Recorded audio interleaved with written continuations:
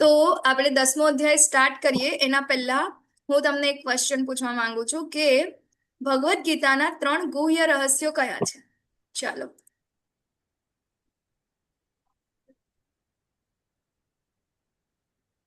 ખ્યાલ છે કોઈને?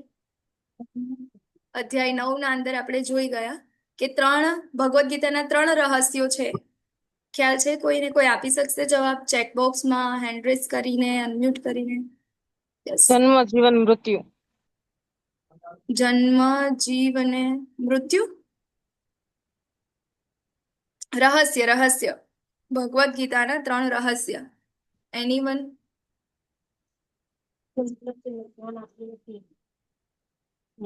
અર્ચના માતાજી? નો આઈડિયા માતાજી. નો આઈડિયા. કે ચાલો તો બ્રહ્મ, પરમાત્મા અને ભગવાન. બ્રહ્મ, પરમાત્મા અને ભગવાન. ઓકે, તો બ્રહ્મ, પરમાત્મા અને ભગવાન એ ભગવાનને જોવાના પાસા છે. 3 પાસા છે કે અમુક લોકો ખાલી ભગવાનને એક એનર્જી માને છે એટલે એ બ્રહ્મ થયું. બીજું છે પરમાત્મા કે જે દરેક જીવના હૃદયમાં વાસ કરે છે. અને ત્રીજું થયું ભગવાન પોતે. બરાબર? તો અલ્ટિમેટલી શું થાય છે કે જે લોકો બ્રહ્મને માને છે, પરમાત્માને માને છે, અલ્ટિમેટલી તો ભગવાનને જ માને છે, કારણ કે એ આવે છે ક્યાંથી અને ઓરિજિન ક્યાં છે? તો એ ભગવાનનું છે. બરાબર? તો અહીં આગળ તમને જે પૂછી રહ્યું છું, તમે 9મા અધ્યાયમાં કદાચ શું કહેવાય લીધું હશે, પણ આમાં એવું છે 3 રહસ્ય છે ભગવદ્ ગીતાના. બરાબર?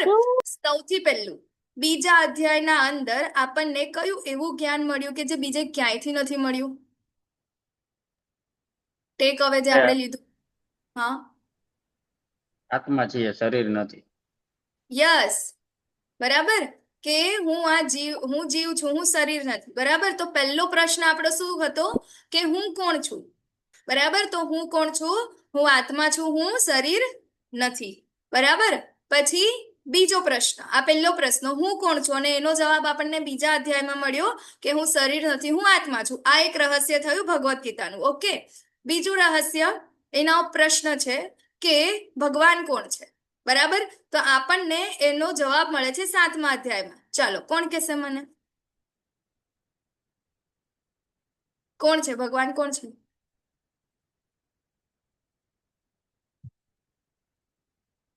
કોઈ આપશે જવાબ? બીજો પ્રશ્ન છે, પહેલો પ્રશ્ન હતો હું કોણ છું, એનો જવાબ છે હું શરીર નથી, હું આત્મા છું. ઓકે, બીજો પ્રશ્ન છે કે ભગવાન કોણ છે? એ આપણને 7મા અધ્યાયમાં આનો જવાબ આપણને મળેલો છે, અને મેં કીધેલું પણ છે તમને.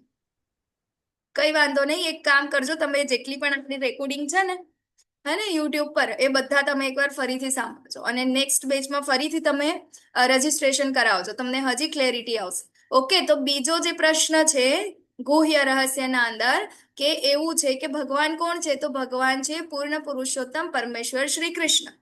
બરાબર? કારણ કે આપણે જોયું 7મા અધ્યાયથી ભગવાન, એનું નામ જ શું છે? પરમેશ્વરનું જ્ઞાન. હે ને?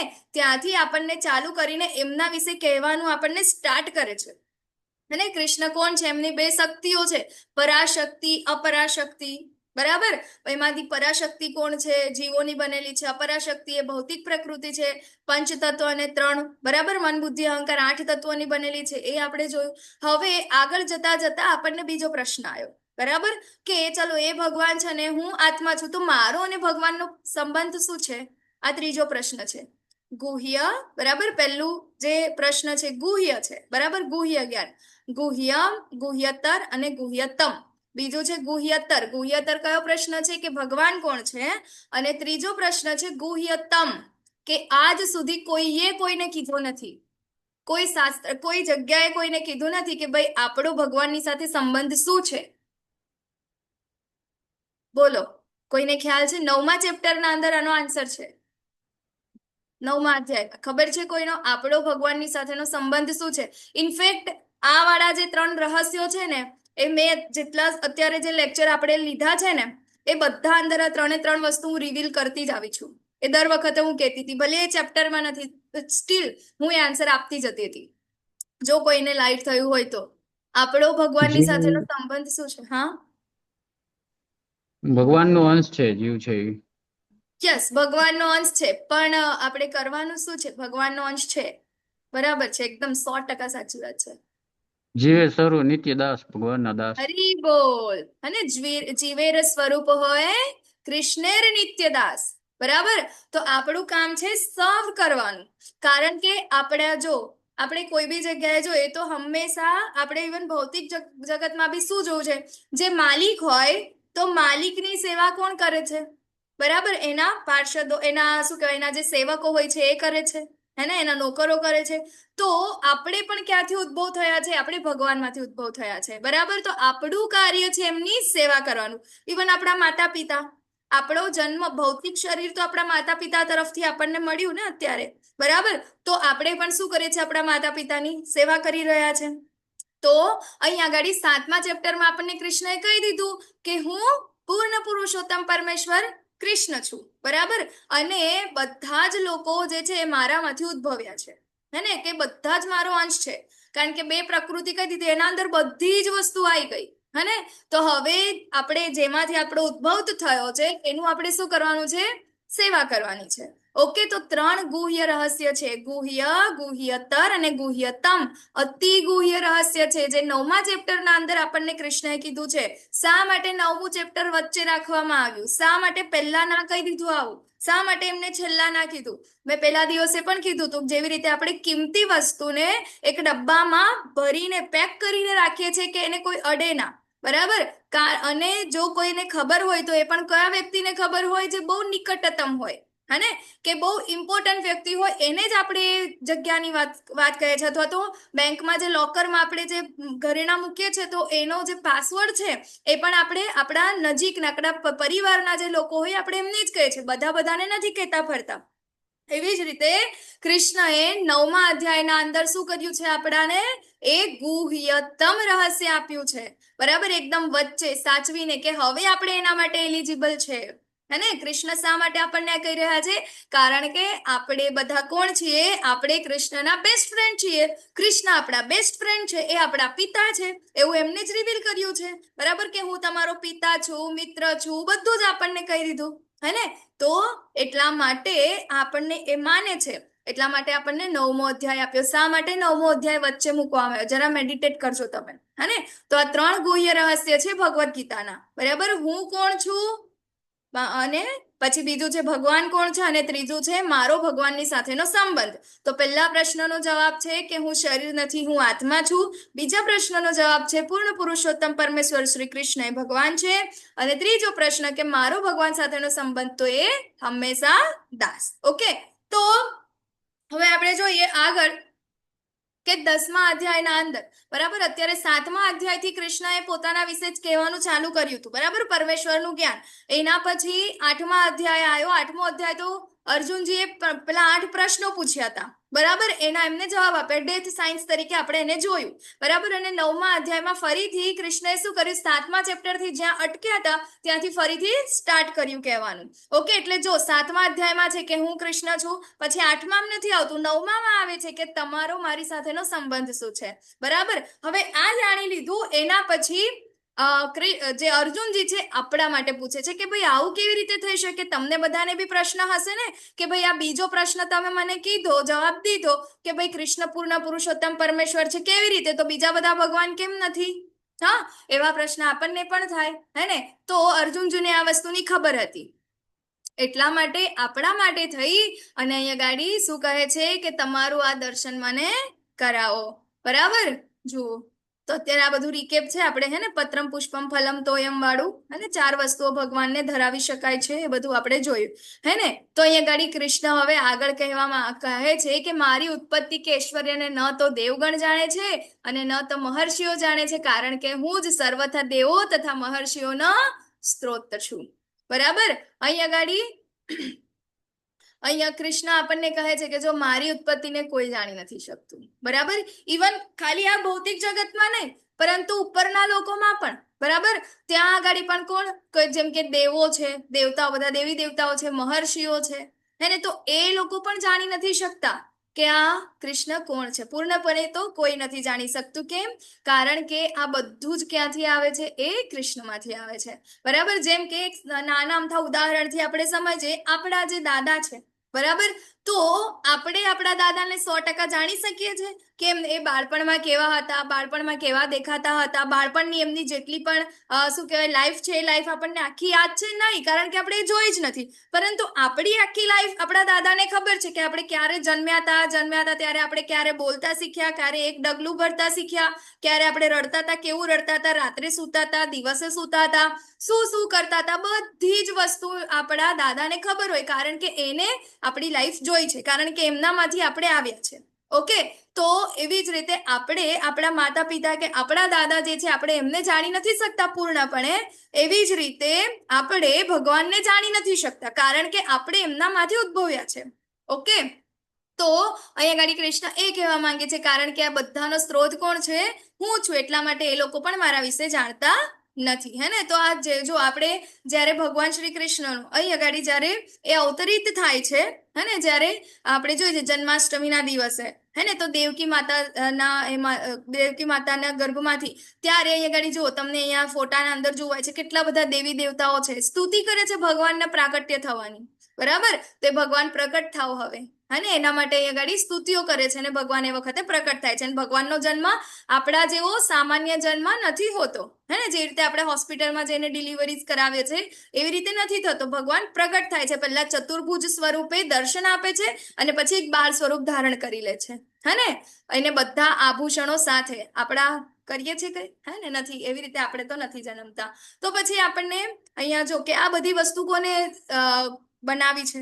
હે ને, કમ્પ્યુટર. જો તમને લોકોને ઇન્ટરેસ્ટ હોય તો તમે ગૂગલ કરી શકો, અથવા તો તમે પછી પણ જોઈ શકો, યાદ હોય તો તમે આન્સર આપી શકો છો ચેટ બોક્સમાં કે આપણું આ કમ્પ્યુટર છે, કમ્પ્યુટરની શોધ કોને કરી, કોને બનાવી, મોબાઈલ કોને બનાવ્યો, એરોપ્લેન કોને બનાવ્યું. બરાબર, તો આપણને તમે ગૂગલ કરો તો આના આન્સર્સ તમને મળી જાય. બરાબર, પરંતુ હું તમને પૂછું કે ભાઈ આ ફ્લાવર્સ કોને બનાવ્યા, આ બર્ડ્સ કોને બનાવ્યા, હે ને, કે એ લોકોના અંદર આટલા કલર્સ કોને પૂર્યા, તો આપણી પાસે શું આન્સર હોય? હા ને, તો એ છે કૃષ્ણ.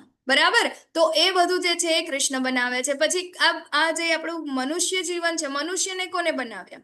આજ સુધી કોઈ સાયન્ટિસ્ટ આ વસ્તુને બનાવી નથી શક્યા, કોઈ હજુ હ્યુમનને બનાવી નથી શક્યા, ખાલી રોબોટ બનાવે છે. બરાબર, પરંતુ હ્યુમન એક ચેતન આત્માને બનાવી શકતા નથી.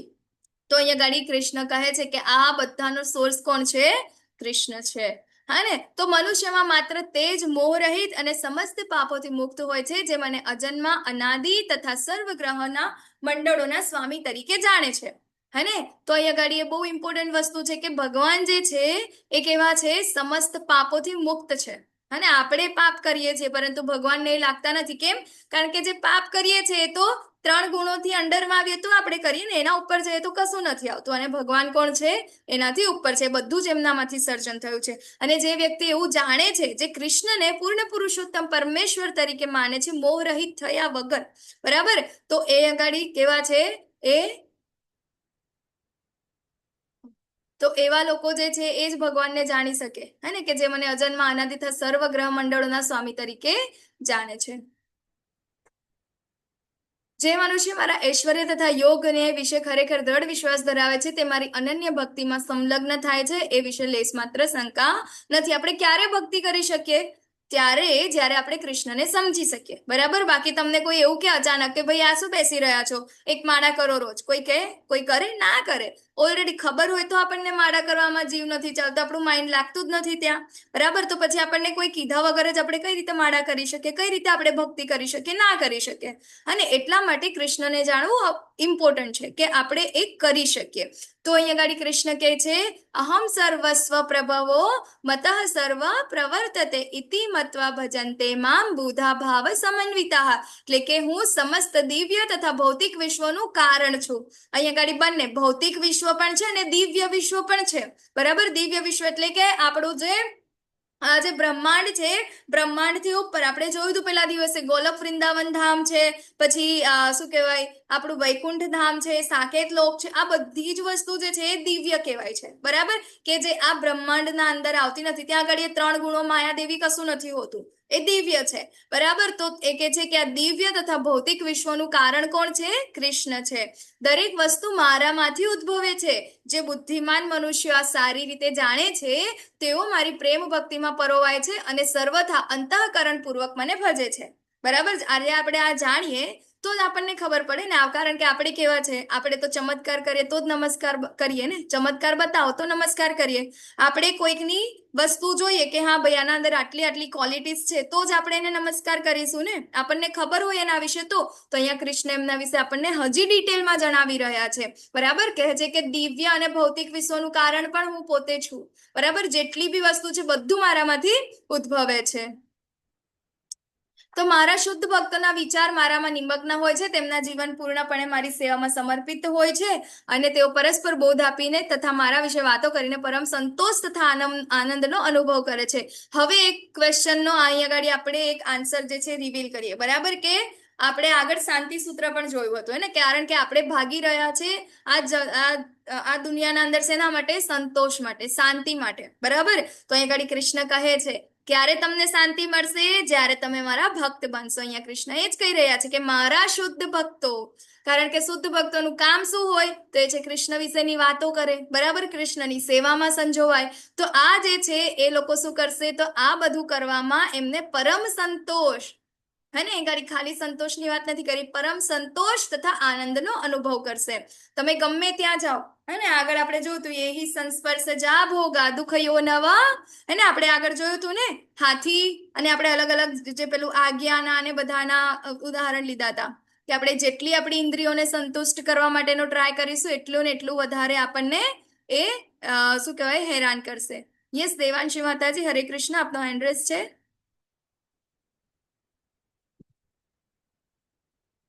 ભૂલથી થઈ ગયો હતો? હા. ઓકે, હરે કૃષ્ણ. તો અહીંયા આપણને કૃષ્ણ એ જ કહી રહ્યા છે. બરાબર, કારણ કે આપણને જો પરમ સંતોષ અને આનંદ નો અનુભવ કરવો હોય તો આપણે ભક્ત બનવું જ પડશે, હે ને. જો અહીંયા કેવી રીતે, જેમ કે આપણે એક ઉદાહરણથી જોઈએ તો ઉદાહરણ તમને બધાને ખબર છે, પ્રહલાદ મહારાજની સ્ટોરી તમને ખબર જ છે. બધા લોકોએ અત્યારે જે આપણું શું કહેવાય મહાઅવતાર નરસિંહા મૂવી છે બધાએ જોયું, અને મહાઅવતાર નરસિંહાના અંદર આપણને પ્રહલાદ મહારાજનું કેરેક્ટર બહુ સારી રીતે સમજાયું છે, બહુ સારી રીતે. કેટલા ઇનોસન્ટ છે અને એના અંદર એ ભક્ત છે, પરંતુ જન્મ શેમાં લીધો છે? તો અસુર કુલના અંદર. બરાબર, બધા રાક્ષસો છે અને એના અંદર જન્મ કોને લીધો છે? તો એક સારા એવા ભક્તે, પ્રહલાદે, હિરણ્યકશિપુના ઘરે, જે બહુ મોટો અસુર છે, અને એના પિતાજી કહે છે કે ભાઈ બોલ, તું ગુરુકુળમાં શું શીખીને આવ્યો? તો કે બધું ભગવાનનું જ્ઞાન આપે છે, કે પૂર્ણ પુરુષોત્તમ આ છે, ભગવાન નારાયણની આપણે સેવા કરવી જોઈએ. આ તે હિરણ્યકશિપુ તો શું કે છે કે ભાઈ ચારે બાજુ જ્યાં જાવ ત્યાં મારા નામ, બધા મને ભગવાન માનવા જોઈએ. ઇવન હિરણ્યકશિપુએ સ્વર્ગના અંદર જઈ અને ઇન્દ્રને ને બધાને પણ પોતાના નોકર ચાકર બનાવી દીધા હતા. બરાબર, એની ઈચ્છા થાય ત્યારે વરસાદ પડે, એની ઈચ્છા થાય ત્યારે પવન આવે, એની ઈચ્છા થાય ત્યારે ગરમી થાય, બધું એની ઈચ્છા પ્રમાણે થતું હતું.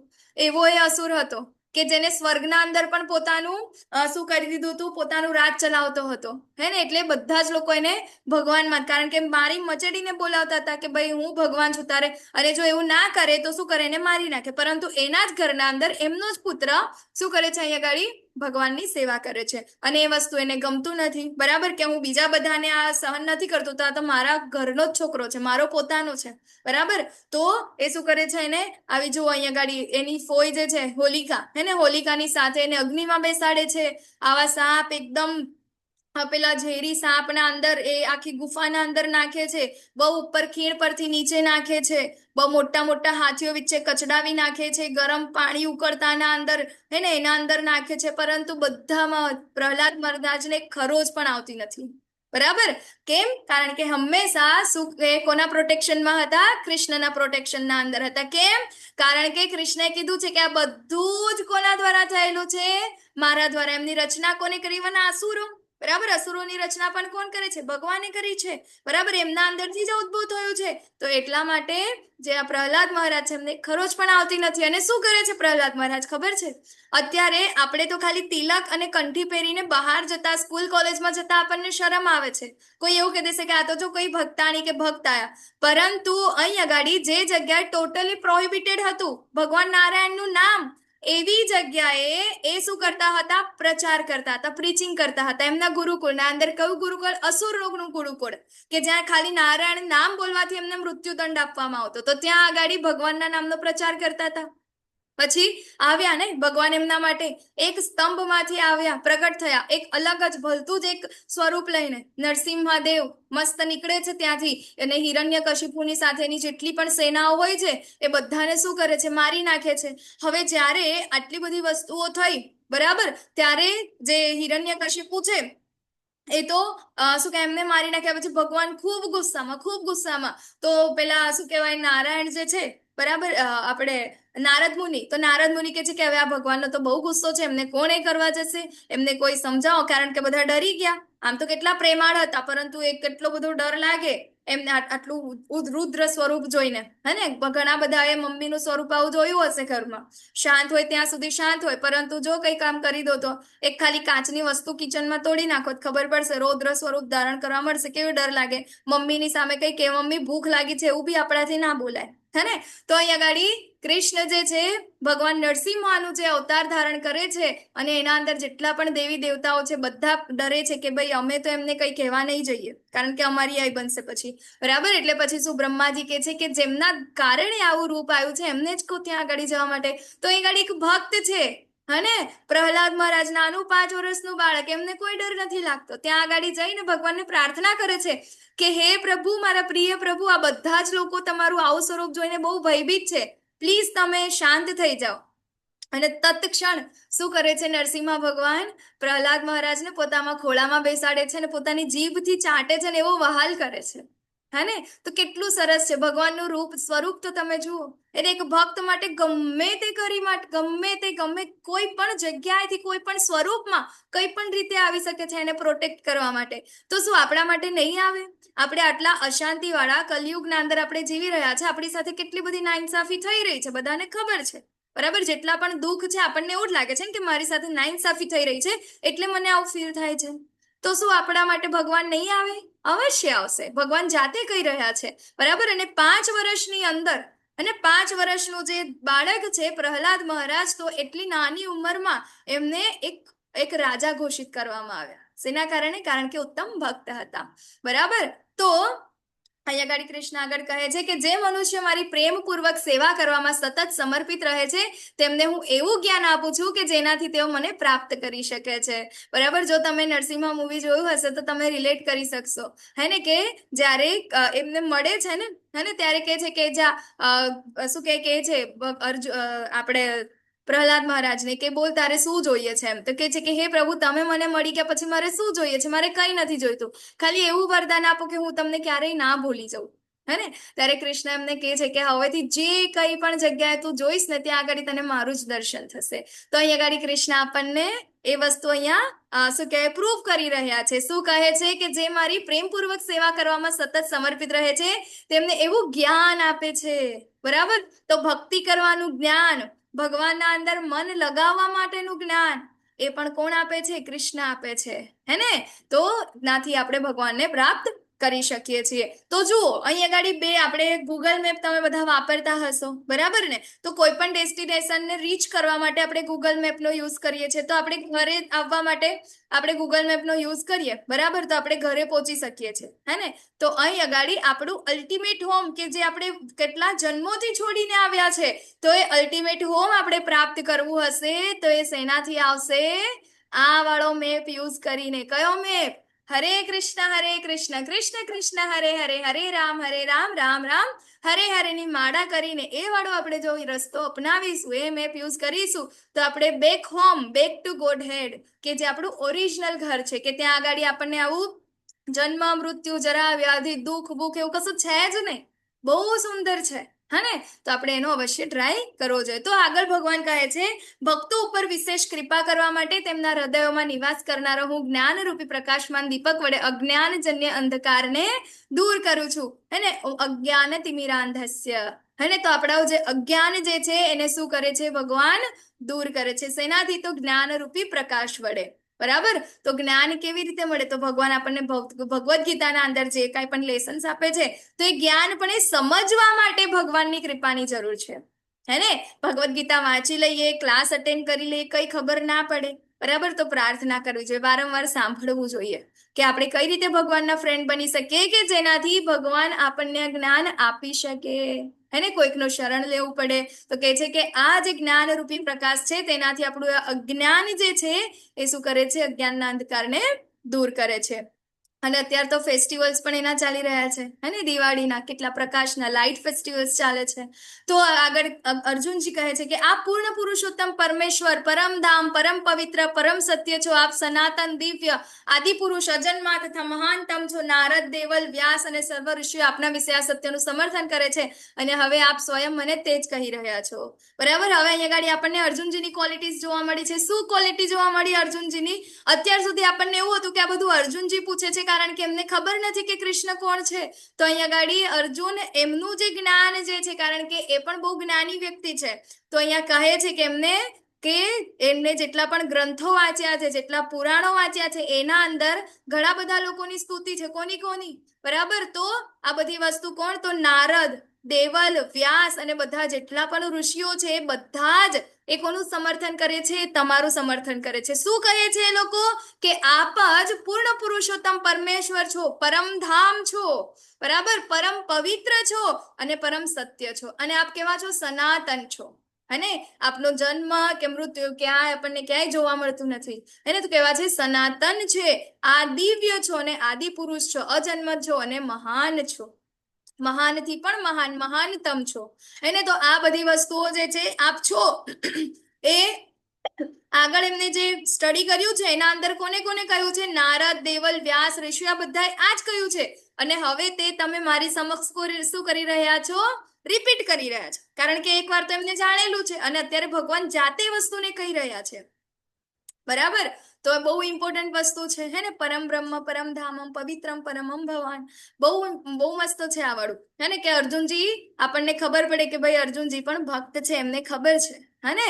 તો હે કૃષ્ણ, આપે મને જે બધું કહ્યું તેને હું સર્વ સાચું માનીને સ્વીકારું છું. હે પ્રભુ, ન તો દેવો કે ન તો દાનવો આપના સ્વરૂપને જાણવા માટે સમર્થ છે. બરાબર. કારણ કે હવે અહીંયા ગાડી અર્જુનજીને શું કહેવાય, કહે છે કે આ બધું તમે જે મને કહ્યું છે ને, બરાબર, કારણ કે આપણે એટલા લકી છે, કારણ કે આ બધી વસ્તુ છે દેવો અને દાનવો પણ કેવા છે? આને જાણવા માટે સમર્થ નથી. એટલા ઇમ્પોર્ટન્ટ છે અહીંયા ગાડી. તો હે પુરુષોત્તમ, હે સર્વના ઉદ્ભવ સ્થાન, હે સમસ્ત જીવોના સ્વામી, હે દેવોના દેવ, હે વિશ્વના સ્વામી, એકમાત્ર આપ જ પોતાની અંતરંગ શક્તિથી પોતાને જાણો છો. ભગવાનને કોઈ નથી જાણી શકતું, એને ખાલી કૃષ્ણ જ પોતાની અંતરંગ શક્તિ દ્વારા જાણે છે. અને એક ગાડી અર્જુનજી એમને એ જ વસ્તુ કરી રહ્યા છે. બરાબર. સ્તુતિ કરી રહ્યા છે અર્જુનજી. બરાબર. તો હે કૃષ્ણ, હે પરમ યોગી, હું કેવી રીતે આપનું સતત ચિંતન કરું? બરાબર. પહેલા ભગવાનના વખાણ કર્યા, અને બહુ સારી એમને સ્તુતિ કરી, અને હવે શું કરે છે આપણા માટે? કે હજી વધારે આગળ બતાવો તમે, કે હું તમારું સ્મરણ કેવી રીતે કરી શકું, કયા રૂપમાં હું તમને જોઉં. એકચ્યુઅલમાં આ બધી વસ્તુ આપણને કૃષ્ણ આગળ 7મા અધ્યાયમાં પણ કીધી. બરાબર. ભૌતિક જગતમાં આપણે એમને કેવી રીતે જોઈ શકીએ, બટ સ્ટીલ અર્જુનજી અહીંયા પૂછે છે કે તમે મને હજી વધારે કહો. બરાબર. તો અહીંયા ગાડી આપણને કહે છે કૃષ્ણ, શું કહે છે? હે અર્જુન, હું જીવ માત્રના હૃદયમાં સ્થિત પરમાત્મા છું. હું જ સમસ્ત જીવોનો આદિ, મધ્ય તથા અંત છું. બરાબર. એટલે કે આપણે આ જાણીએ જ છે, હે ને? ભગવાન જે છે સમસ્ત જીવોના હૃદયમાં, પરમાત્મા પણ ભગવાન જ છે, જીવોના આદિ. બરાબર. સમસ્ત જીવોના આદિ એટલે કે આપણો જે જન્મ બી થયો છે ને આ જીવોનો, જ્યાંથી આવ્યા છે ને એ પણ ક્યાંથી આવ્યા છે? કૃષ્ણમાંથી આવ્યો છે. બરાબર. એમનો મધ્ય અને અંત પણ કોણ છે? કૃષ્ણ છે. તો હે મહર્ષિઓમાં ભૃગુ, વાણીમાં દિવ્ય ઓમકાર, સર્વ યજ્ઞમાં પવિત્ર નામોનો જપ, અને સર્વ સ્થાવરોમાં હું હિમાલય છું. બરાબર. આ બધું જ જે છે આપણને આ ભગવદ્ ગીતાનો ચેપ્ટર તમે રીડ કરશો તો તમને ખ્યાલ આવશે. ભગવાન હવે અહીંયા ગાડી આગળ કહી રહ્યા છે કે કઈ વસ્તુના અંદર હું છું. બરાબર. તો આપણે જોઈએ સપ્ત મહર્ષિઓ છે, એના જે મહર્ષિઓ છે એના અંદર ભૃગુ ઋષિ છે એ બહુ ઊંચા છે. બરાબર. તો એ મહર્ષિઓના અંદર ભૃગુ જે છે હું છું. વાણીના અંદર ઓમકાર, બરાબર, એ દિવ્ય ઓમકાર પણ હું છું, કૃષ્ણ કહી રહ્યા છે. યજ્ઞોના અંદર પવિત્ર જપ યજ્ઞ, હે ને? કયો છે? જપ યજ્ઞોસ્મી, હે ને? યજ્ઞાનામ જપ યજ્ઞોસ્મી. પવિત્ર યજ્ઞોમાં હું નામ જપ, બરાબર, નામનો જપ જે છે, હે ને? તો એ જપ યજ્ઞ હું છું, કે જે અત્યારે આપણે રોજ કરી રહ્યા છે. અને સર્વ સ્થાવરોમાં હું હિમાલય છું. પછી ગાયોના અંદર સુરભી, હે ને શસ્ત્રોના અંદર વજ્ર, પ્રજોત્પત્તિના કારણોમાં પ્રેમનો દેવ જે કામદેવ છે, પણ હું જ છું. સર્પોના અંદર વાસુકી હું છું, હે ને અનંત ફેણવાળા નાગોમાં હું અનંત શેષ છું. જળચરોમાં વરુણ દેવ, પિતૃઓમાં અરિયમમાં એટલે કે આપણા જે આ જેટલા પિતૃ જે લોક હોય આપણો, બરાબર ને, પિતૃલોકના જે રાજા કહેવાય ને અરિયમમાં કહેવાય. તો અરિયમમાં પણ હું છું. નિયમોનું પ્રવર્તન કરનાર આ કોણ છે? યમરાજ, હે ને મૃત્યુનો દેવ જે છે યમરાજ કોણ છે? એ હું છું. બરાબર. અસુરોમાં ભક્તરાજ પ્રહલાદ હું છું. પછી દમન કરનારાઓમાં કાળ, પશુઓમાં સિંહ, પક્ષીઓમાં ગરુડ, સર્જનોનામાં આદિ, મધ્ય તથા અંત પણ હું જ છું. સર્વ વિદ્યાઓમાં આત્મવિદ્યા હું છું. તર્કશાસ્ત્રીઓમાં નિર્ણાયક સત્ય. ઘણા બધા લોકો ડિબેટ કરે ને, ડિબેટના અંદર લાસ્ટમાં એક તો ટ્રુથ રિવીલ થાય ને, તો કે છે કે ટ્રુથ પણ હું જ છું. બરાબર. અક્ષરોમાં અકાર, સમાસોમાં દ્વંદ સમાસ, શાશ્વત કાળ પણ હું છું, અને સ્રષ્ટાઓમાં બ્રહ્મા છું. બરાબર. તો આપણને થાય કે ભાઈ આપણી ઉત્પત્તિ કેવી રીતે થઈ, હે ને, આપણે ક્યાંથી આવ્યા, તો આપણે કેવી રીતે ક્યાંથી આવ્યા, તો આપણે પેલા દિવસે ગોલોક ચાર્ટના અંદર જોયું તો ભગવાનના ત્રણ શું કહેવાય પુરુષ અવતાર થાય છે. બરાબર. એક મહાવિષ્ણુ, ગર્ભોદક્ષાય વિષ્ણુ અને ક્ષીરોદક્ષાય વિષ્ણુ. તો જેવી રીતે ગર્ભોદક્ષાય વિષ્ણુ જ્યારે આવે છે બ્રહ્માંડના અંદર, તો એમનામાંથી બ્રહ્માજીનું સર્જન થાય છે. બરાબર. પછી બ્રહ્માજી ના ઘણા બધા શું કહેવાય બ્રહ્માજી છે મનુઓનું સર્જન કરે છે, અને મનુઓના અંદરથી આપણા બધા જેટલા પણ આપણે છે, બરાબર, માનવો, એ બધાનું ત્યાંથી સર્જન થાય છે. હે ને. તો અહીંયા ગાડી આપણે એવી રીતે આવ્યા છે. ઘણા બધા લોકો એવું કે ભાઈ આપણા પૂર્વજો છે એ વાંદરાઓ છે. બરાબર. જો આપણા પૂર્વજો વાંદરા હોત તો અત્યારનું જે આ ઝૂ છે, તો એ ઝૂના અંદર કેમ હજી એ વાંદરા માણસો નથી બન્યા? એ બનવા જોઈએ ને, હજી નથી બન્યા, બિચારા એવા ને એવા જ છે. હે ને. તો ઘણા બધા કે ભાઈ અમારા પૂર્વજો તો કહેવાનું કે હા ભાઈ તમારા હશે, અમારા નથી. બરાબર. તો આપણો જે સર્જન જે છે પણ ક્યાંથી થાય છે? કૃષ્ણમાંથી થાય છે. તો સ્રષ્ટાઓના અંદર બ્રહ્મા પણ હું છું. હું જ સર્વભક્ષી મૃત્યુ છું. હવે પછીના ભવિષ્યમાં થનારો, ઉત્પન્ન કરનારો હું છું. સ્ત્રીઓમાં કીર્તિ, લક્ષ્મી, વાણી, સ્મૃતિ, બુદ્ધિ, ધૃતિ, આ બધું પણ હું જ છું. સામવેદના મંત્રોમાં બૃહદ સામ, છંદોમાં ગાયત્રી, મહિનાઓમાં માર્ગશીર્ષ, ઋતુઓમાં વસંત. અહીંયા તમે એ વસ્તુ માર્ક કરજો કે ભગવાન કહે છે કે આ બધી વસ્તુઓના અંદર હું, દેટ મીન્સ કે જેટલી વસ્તુઓનું અહીંયા ગાડી વર્ણન થયું છે, એનું જે ટોપ લેવલની વસ્તુઓ જે છે અહીંયા ગાડી ભગવાન કહે છે કે હું છું. બરાબર. તો એનાથી નીચેની છે તો બધી અલ્ટિમેટલી ભગવાનમાં આવવાની જ છે. હે ને. તો છળ કપટ કરનારમાં દૂત છું. કેટલી સરસ વસ્તુ કહે છે અહીંયા ગાડી કૃષ્ણ. કોઈ કૃષ્ણના મંદિરમાં ચોરી કરી જાય કે એમની સાથે છળ કપટ કરે છે, અને ભગવાન કહે છે કે હું એનો બાપ છું. હે ને. કે છે છળ કપટ કરનારાઓમાં હું ધૂત છું. હું એનાથી પણ વધારે ધૂત છું. આપણે મહાભારતમાં જોઈ ગયા ને, શકુની કેટલો છળ કપટ કરતો હતો, પરંતુ કૃષ્ણ સામે ચાલ્યું એનું? નહીં ચાલ્યું. ઇવન શકુની પોતે એવું કહે છે કે ભાઈ મેં બધાને હરાઈ શકું, બધાથી શું કહે કોઈનાથી ડરતો નથી, પરંતુ કૃષ્ણથી મને ડર લાગે છે. બરાબર. કારણ કે ધૂતના ધૂત કોણ છે? કૃષ્ણ છે. એટલે બધી જગ્યાએ બધું જ ચાલી જાય, પરંતુ કૃષ્ણ સામે કઈ છુપતું નથી. જો આપણે કઈ વધારે કરીએ તો આપણે એ જાણવું રહ્યું કે આપણો બાપ કૃષ્ણ છે જ. બરાબર. એ તો આપણા કરતા પણ ધૂત છે. અને તેજસ્વીઓના અંદર તેજ હું છું. વિજય, સાહસ અને બળવાનોનું બળ પણ હું જ છું. હું વૃષ્ણવંશીઓમાં વાસુદેવ, પાંડવોમાં અર્જુન, સર્વ મુનિઓમાં વ્યાસ, મહાન વિચારકોમાં ઉષ્ણ એટલે કે શુક્રાચાર્ય છું. પછી અરાજકતાનું દમન કરનાર સર્વ સાધકોમાં દંડ, વિજયની ઈચ્છા ધરાવનારાઓમાં નૈતિકતા છું. જો આપણને સક્સેસ જોઈએ તો અહીંયા ગાડી કૃષ્ણ છે.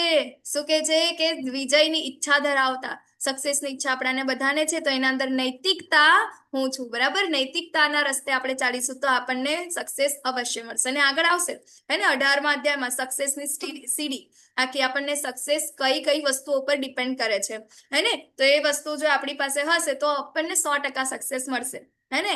તો અહીંયા ગાડી કહે છે કે સક્સેસની ઈચ્છા ધરાવતા લોકોમાં હું નૈતિકતા છું. રહસ્યોમાં મૌન અને જ્ઞાનીઓમાં જ્ઞાન છું. વળી અર્જુન, હું સર્વ અસ્તિત્વનો જનક બીજ છું. સ્થાવર કે જંગમ એવો કોઈ જીવ નથી કે જે મારા વિના અસ્તિત્વ ધરાવી શકે. અહીંયા ગાડી હવે ભગવાને બધું કહી દીધું. બરાબર. કે સ્થાવર જંગમ બધી જ વસ્તુ, સ્થાવર એટલે કે જે હલનચલન નથી કરી શકતી, સ્થાયી વસ્તુ. બરાબર. સ્થાવર જંગમ કે જે જીવોની બનેલી છે. બરાબર. કે જેના અંદર જીવ છે, એ પછી અંદર પ્રાણીઓ હોય, જીવજંતુ હોય, મનુષ્ય, એ બધી જ વસ્તુ. બરાબર. વનસ્પતિ, એ બધું. તો સ્થાવર જંગમ એ બધી જ વસ્તુ જે છે એ ક્યાંથી આવે છે? અસ્તિત્વમાંથી. તો એ ભગવાનમાંથી આવે છે. કારણ કે અહીં કહે છે કે એ મારા વગર અસ્તિત્વ ધરાવી શકતી નથી. પરંતુ આ જે બધું જે છે હે ને આ જેટલું પણ આપણને કૃષ્ણએ કીધું એ બધું એક સ્ફુલ્લિંગ માત્ર છે. સ્ફુલ્લિંગ માત્ર સમજો છો શું છે? જેમ કે એક અગ્નિ હોય ને, બરાબર, અગ્નિના અંદરથી એક ચમકારો નીકળે, એક તીખારો આપણે જેને કહીએ, બરાબર. તો એક તીખારાનું જેટલી જ વસ્તુઓ ભગવાને આપણને અહીંયા ગાડી કીધી છે. આખી અગ્નિ વિચારો કેટલી હશે, તો કૃષ્ણ એ અગ્નિ છે અને એમના અંદરથી નીકળેલો આ તીખારો છે, એના અંદર આ બધી જ વસ્તુ આવેલી છે. જસ્ટ ઇમેજિન, આપણું મગજ કામ જ નહીં કરે, હે ને? તો કે છે કે આ એક સ્ફુલ્લિંગ માત્રથી ઉદ્ભવે છે. પરંતુ હે અર્જુન, આ સર્વ વિગતવાર જ્ઞાનની શી જરૂર છે? હું તો મારા એક અંશ માત્રથી આ સમગ્ર બ્રહ્માંડને વ્યાપીને તેને ધારણ કરું છું, બરાબર. તો આ બધી આ વિગતવાર જ્ઞાનની શું જરૂર શું છે, હે ને? કારણ કે ભગવાન જે છે અહીંયા ગાડી કહે છે કે મારા એક અંશ માત્રથી, હે ને, આટલી નાની અમથી વસ્તુથી, અંશથી શું કરે છે? આ સમગ્ર બ્રહ્માંડને વ્યાપીને ધારણ કરે છે, હે ને? તો બહુ ઇમ્પોર્ટન્ટ વસ્તુ છે આ. અને હવે આપણને આ જે વસ્તુ આજે કૃષ્ણએ કીધી છે, બરાબર, એ હવે અહીંયા અર્જુનજી 11મા ચેપ્ટરના અંદર પૂછશે, બરાબર. તો કન્ટિન્યુ કરીએ, આપણી પાસે હજી ટાઈમ છે. તો અહીંયા આગળ આ ચેપ્ટરમાં પણ શું કહે છે આપણને છેલ્લે તો? હરે કૃષ્ણ કૃષ્ણ કૃષ્ણ હરે હરે, હરે રામ રામ રામ હરે હરે. બસ આ જ કરવાનું છે આપણે. બીજું બધું જ એની મેળે આવી જશે.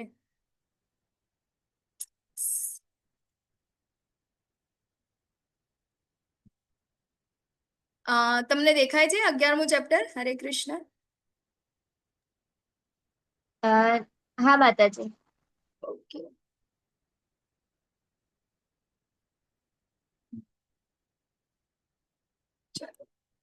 તો હવે 10મા ચેપ્ટરના અંદર આપણને કૃષ્ણએ એમના વિશે બધું શું કહેવાય થિયરી કીધી, બરાબર. કે હું જળચરોમાં કોણ છું, હે ને, જંગમ ને શું કહેવાય જે આ સ્થાવર જંગમ, એ બધું જ હું છું. ઇવન દિવ્ય લોક અને ભૌતિક લોક બધું એ મારા દ્વારા આવેલું છે. હવે અર્જુનજી એ ગાડી શું પૂછી રહ્યા છે, બરાબર. આ 11મા ચેપ્ટરનું નામ છે વિરાટ સ્વરૂપ, એટલે કે સમદર્શન યોગ, હે ને. તો અહીંયા ગાડી અર્જુન પૂછે છે કે આપે જે અત્યંત ગુહ્ય આધ્યાત્મિક વિષયનો ઉપદેશ મને આપ્યો છે, તેને શ્રવણ કરીને હવે મારો મોહ દૂર થઈ ગયો છે, બરાબર. તો અહીંયા ગાડી અર્જુનજીને એવું કહે છે કે આ બધું તમે મને કીધું તો એમાંથી મારો મોહ તો દૂર થઈ ગયો. એમને ઈચ્છા હતી, બરાબર, કે હજી હું ભગવાન વિશે વધારે જાણું, તો કે મારો મોહ દૂર થઈ ગયો છે. હવે ફરીથી શું પૂછે છે કે હે પુરુષોત્તમ, હે પરમેશ્વર, હું આપને સ્વયં આપના જણાવ્યા પ્રમાણેના આપના વાસ્તવિક રૂપને મારી સમક્ષ જોઈ રહ્યો છું. તેમ છતાં આપ આ દ્રશ્ય જગતમાં કેવી રીતે પ્રવેશ્યા છો તે જોવાની મારી ઈચ્છા છે. આપના એ સ્વરૂપમાં હું દર્શન કરવા ઈચ્છું છું, બરાબર. અત્યારે આગળ શું ખાલી કાનથી સાંભળ્યું, તો હવે એ ગાડી અર્જુનજી ઈચ્છા કરે છે. શું ઈચ્છા કરે છે? કે એના દર્શન કરવા માંગે છે, બરાબર. તો અહીંયા ગાડી આપણને પ્રશ્ન થાય કે અર્જુનજી શા માટે આ વસ્તુ કહે છે? એમને નથી ખબર કે ભગવાન અહીંયા ભગવાન જ છે આ બધું, હે? અહીંયા ગાડી એમને ઓલરેડી રિવીલ કરી રહ્યું છે કે હું તમને ઓલરેડી જોઈ રહ્યો છું, બરાબર, કે તમારા આ વાસ્તવિક રૂપને મારી સમક્ષ જોઈ રહ્યો છું. ઓલરેડી આ વસ્તુ જોઈ રહ્યા છે, બટ સ્ટીલ એ એમને રિક્વેસ્ટ કરે છે કે તમે મને તમારું આ વિરાટ સ્વરૂપ બતાવો. કેમ? કારણ કે એ શું કહેવાય, કૃષ્ણ ઉપર ડાઉટ કરતા હતા? નહીં, બરાબર. તો કેમ? કારણ કે હી કન્સિડર્ડ હિમસેલ્ફ સ્પેશિયલ, એ પોતાની જાતને બહુ સ્પેશિયલ માનતા હતા? નહીં, પરંતુ શેના માટે? કારણ કે ભવિષ્યના અંદર convince the people who will consider Krishna as an ordinary person, હે ને, કે ઘણા બધા લોકો કૃષ્ણને એક સામાન્ય વ્યક્તિ તરીકે ઓળખે છે, બરાબર. તો એ લોકોને પ્રૂફ આપવા માટે, હે ને, કે કૃષ્ણ એ સામાન્ય વ્યક્તિ નથી. બીજું કયું કારણ છે? કે ભવિષ્યના અંદર એ બતાવવા માટે કે કૃષ્ણ એ કેટલા ગ્રેટ છે, બરાબર, મહાન છે, એ બતાવવા માટે. પછી બીજું કે જે ભવિષ્યમાં ફેક જે ભગવાન અત્યારે નીકળી ગયા છે ને, ઘણા બધા લોકો કહે છે કે હું કલ્કીનો અવતાર છું, છે અત્યારે હાલમાં બી, બરાબર. તો ફેક ગુરુ, હે ને, કે જે લોકો ખાલી ને ખાલી પૈસાની ને એવી બધી ઈચ્છા રાખે છે, આપણે પેલા દિવસે ફોટામાં જોયું એમ, બરાબર. તો એ લોકો માટેનો માપદંડ નક્કી કરવા માટે, બરાબર, કે ભગવાન કોણ હોય છે, તો એ માપદંડ નક્કી કરવા માટે. અને બીજું કે ઘણા બધા કહે છે કે હું ભગવાન છું, તો કે આપણે એમને કહી શકીએ સારું ચલો તમે ભગવાન છો તો મને ખાલી એક આ વિરાટ સ્વરૂપ દર્શન તમે બતાવી દો, બરાબર, એવું કહી શકીએ. અને જો આ જે ઇન્ટેલિજન્ટ વ્યક્તિ છે, હે ને, પેલું કે છે કે આઈ એમ ધ ગોડ, પેલો કે છે show me the universal form, હું માની લઈશ કે તમે ભગવાન છો, બરાબર. તો આપણે આ જનરેશનના વ્યક્તિ છે, તો આપણે તો કોઈકને આંખ બંધ કરીને તો ન જ માની શકીએ. કોઈ એવું કે હું ભગવાન છું, બરાબર. મારે ત્યાં શું કહેવાય, તમે 5 સોનાની ચેન ચડાવી દો, 5 તોલા સોનું ચડાવી દો, આટલી વસ્તુ આપી દો, આટલી વસ્તુ આપી દો, તમે આમ થઈ જશે, આમ તેમ થઈ જશે. એમને ખાલી એટલું કહેવાનું, કઈ વાંધો નહીં, અમે શું કહેવાય તમને શરણાગત છે, તમે ખાલી એક વસ્તુ મને કહી દો, મને વિશ્વાસ આવી જશે. શું? તમે ખાલી એક વિરાટ સ્વરૂપ બતાવી દો. વિરાટ સ્વરૂપ ને મિની વિરાટ સ્વરૂપ બતાવી દો. મિની વિરાટ સ્વરૂપ પણ ભગવાને બતાવ્યું હતું ને. કોને બતાવ્યું હતું યાદ છે કોઈને? આજે જે ભગવાને આપણને કીધું એનાથી પહેલા મિની વિરાટ સ્વરૂપ ભગવાને આગળ 2 વાર વિરાટ સ્વરૂપના દર્શન કરાવ્યા છે. કોને કોને કરાવ્યા છે યાદ છે કોઈને? હરે કૃષ્ણ. છે કોઈને યાદ? સૂર્યદેવને. દુર્યોધન. યસ, દુર્યોધનને. બરાબર. જ્યારે શાંતિદૂત બનીને જાય છે યુદ્ધ ન થવા માટે, બરાબર, કે તું પાંડવોને થોડીક જમીન આપી દે, 5 ગામ આપી દે, તો આપણે આ યુદ્ધ નહીં થવા દે. પેલો કે 5 ગામ તો શું, પણ એક સોયની અણી જેટલું બી નહીં આપું. ત્યારે એમને શું કહેવાય, ભગવાનને, જે દુર્યોધન છે એને બંદી બનાવવાની કોશિશ કરે છે ભગવાનને. ત્યારે ભગવાન એને વિરાટ સ્વરૂપ બતાવે છે, પરંતુ તો એ નથી માનતો. આગળ કૃષ્ણએ કીધું એમ 4 પ્રકારના વ્યક્તિ છે જે મારી શરણે નથી આવતા, અને ભગવાન એમની જે શું કહેવાય, જેમની આ શક્તિઓ છે એમની સામે રિવીલ બી નથી કરતા, બરાબર. આવા લોકો સામે ભગવાનને પ્રગટ થવાની કોઈ જરૂર બી નથી, હે ને. તો એ વખતે પણ જણાવ્યું. અને બીજું વિરાટ સ્વરૂપ ક્યાં બતાવ્યું? તો ચાલો, ટ્રિકી ક્વેશ્ચન છે આ થોડો. ખ્યાલ છે કોઈને? યશોદાજીને ખ્યાલ છે? યશોદાજીને બતાવ્યું હતું, બ્રહ્માંડ દર્શન કરાવ્યા હતા. માટી ખાધી ત્યારે. હા, ભગવાને માટી ખાધી હતી ત્યારે. હા, ભગવાને માટી ખાધી હતી, હે ને. ત્યારે એમને બ્રહ્માંડ દર્શન કરાવ્યા હતા. એમના મુખના અંદર આખું બ્રહ્માંડ, આટલા આમથા નાના કૃષ્ણના મુખના અંદર, બરાબર, એક આખું બ્રહ્માંડ દર્શન ભગવાન કરાવે છે, હે ને. અર્જુનજીને તો અત્યારે હવે બતાવશે, હે ને. દેવાંશી માતાજી કે છે અર્જુનજીને, પણ અર્જુનજીને હવે બતાવશે, એના પહેલા. અને એ તો આ વિરાટ સ્વરૂપ છે. આ જે વિરાટ સ્વરૂપ છે ભગવાને આજ સુધી કોઈને નથી બતાવ્યું, બરાબર. આગળના જે છે મિની વિરાટ સ્વરૂપ છે. અત્યારનું જે વિરાટ સ્વરૂપ છે આજ સુધી કોઈને નથી બતાવ્યું, ખાલી અર્જુનજીને ભગવાન બતાવી રહ્યા છે. અને એની સાથે સાથે જે આ વિરાટ સ્વરૂપ છે એ ભગવાન અહીંયા ગાડી અર્જુનજીને તો બતાવી શક્યા છે, પરંતુ એનો લાભ જે છે બીજા લોકો પણ લે છે. કોણ કોણ લે છે? તો ઉપર જે સ્વર્ગના અંદર બેઠેલા જેટલા પણ દેવી દેવતાઓને બધા છે એ લોકો પણ આ વિરાટ સ્વરૂપને જોઈ રહ્યા છે, બરાબર. અને બીજું કોણ જોશે અહીંયા ગાડી? આ ભગવદ્ ગીતાની જે આ શું કહેવાય કન્વર્ઝેશન છે એ આપણી સુધી કેવી રીતે આવી રહ્યું છે? બોલો, કોણ જોઈ રહ્યું છે? બીજું આ કન્વર્ઝેશન જે અર્જુન અને કૃષ્ણ વચ્ચે થઈ રહ્યું છે સંજય. એ હા, સંજય, બરાબર. સંજયજી જોઈ રહ્યા છે. કોને કહી રહ્યા છે? ધૃતરાષ્ટ્રને કહી રહ્યા છે, બરાબર. તો એ પણ અહીંયા ગાડી એ લોકોને પણ ખબર પડશે, હે ને. તો પહેલી વખત અર્જુનજી સમક્ષ ભગવાન વિરાટ સ્વરૂપને પ્રકટ કરે છે. તો અહીંયા ગાડી અર્જુનજી જે છે, હવે આપણને બધા એવું કહે ને કે ભગવાન બહુ સુંદર દેખાય. આપણે મંદિરમાં જઈએ તો શું ભગવાન આપણને ચાલતા કે પછી શું કે એવી રીતે કરતા દેખાય છે? નહીં. કારણ કે આપણી પાસે શું છે? આપણી પાસે આ આંખોથી, આપણી તો બટન જેવી આંખો છે, બરાબર. આપણે કોઈ વ્યક્તિના અંદર સારા ગુણ નથી જોઈ શકતા, તો આ તો ભગવાન છે. ભગવાનને આપણે ક્યાં જોઈ શકવાના હતા, હે ને. તો અહીં ગાડી જે ભગવાનને જોવા માટે શું જોઈએ છે? કે દિવ્ય ચક્ષુ જોઈએ છે, બરાબર. અને દિવ્ય ચક્ષુ વગર, દિવ્ય નેત્ર વગર આપણે ભગવાનને જોઈ શકતા નથી, હે ને. તો હવે અર્જુનજીને કૃષ્ણ શું આગળ આપશે, બરાબર. પહેલા કહે છે, શું કહે છે? કે હે અર્જુન, હે પાર્થ, હવે તું મારા ઐશ્વર્યને જો, સેંકડો હજારો પ્રકારના દેવી તથા વિવિધ વર્ણોવાળા રૂપોને જો. પછી કહે છે કે હે ભારત, હવે તો અહીં આદિત્ય, વસુ, રુદ્ર, અશ્વિની કુમારો, મરુતો, અન્ય દેવોના વિભિન્ન રૂપોને જો.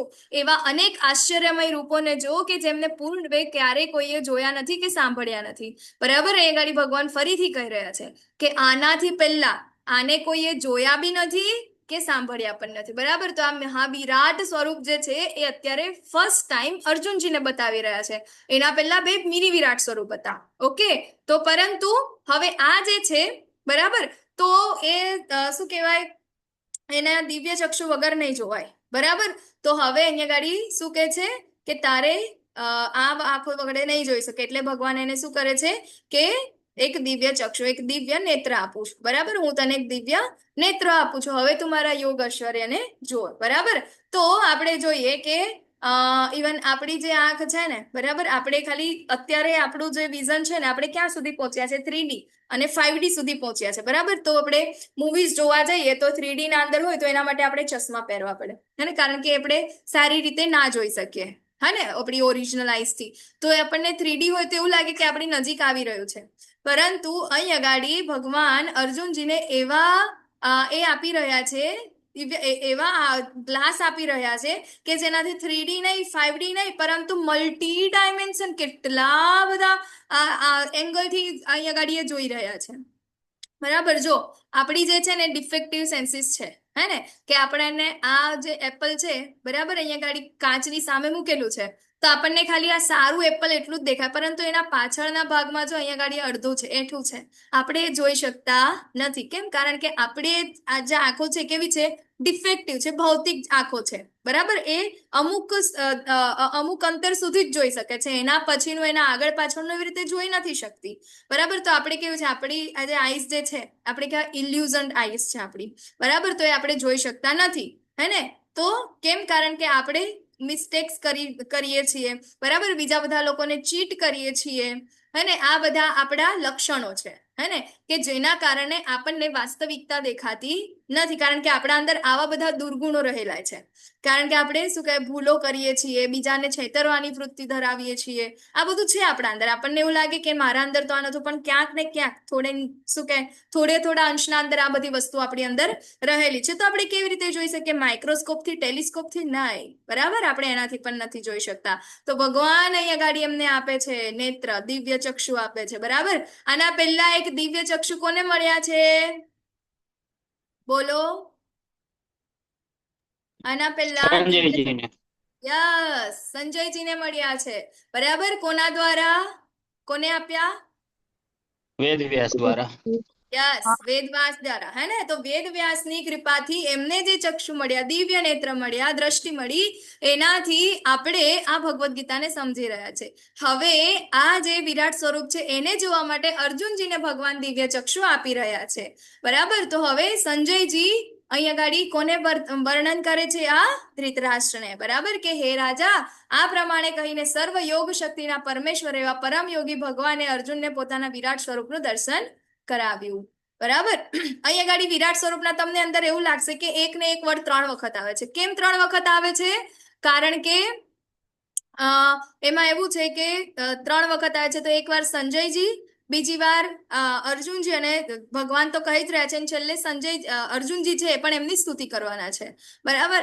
તો આ 3 વખત અહીંયા ગાડી જે છે આપણને ભગવાનના અમુક જે વર્ષ જે છે એ આપણને ફરીથી જોવા મળશે બરાબર તો અર્જુને તે વિશ્વમાં અસંખ્ય મુખ હવે અર્જુનજીએ શું જોયું અહીંયા સંજયજી કહી રહ્યા છે બરાબર કે શું કહે છે કે તે વિશ્વરૂપમાં અસંખ્ય મુખ અસંખ્ય નેત્ર અસંખ્ય આશ્ચર્યમય દ્રશ્યો આ રૂપ અનેક દિવ્ય આભૂષણોથી અલંકૃત હતું તથા અનેક દિવ્ય શાસ્ત્રોથી સજ્જ હતું તે દૈવી માળાઓ અને વસ્ત્રોથી શોભતું હતું અને અનેક સુગંધી દ્રવ્યોના વિલેપન વાળું હતું બધું જ આશ્ચર્યમય તેજમય અસીમ તથા સર્વવ્યાપક હતું હવે વિચારો આપણે 3D ગ્લાસ પહેરીને 3D મૂવી જોવા જઈએ છે બરાબર ચલો આપણને એ વસ્તુ જોવાય છે થોડાક ડાયમેન્શનના અંદરે જોવાય છે અહીં અગાડી અર્જુનજીને શું વસ્તુ જોવાય જસ્ટ ખાલી જોઈ નથી શકતા પરંતુ એ મહેસૂસ કરી શકે છે જો અહીં અગાડી એ કહી રહ્યા છે શું કે અનેક સુગંધી દ્રવ્યોના વિલેપન વાળું તો સુગંધ તો ક્યાંથી ફીલ થાય નાકથી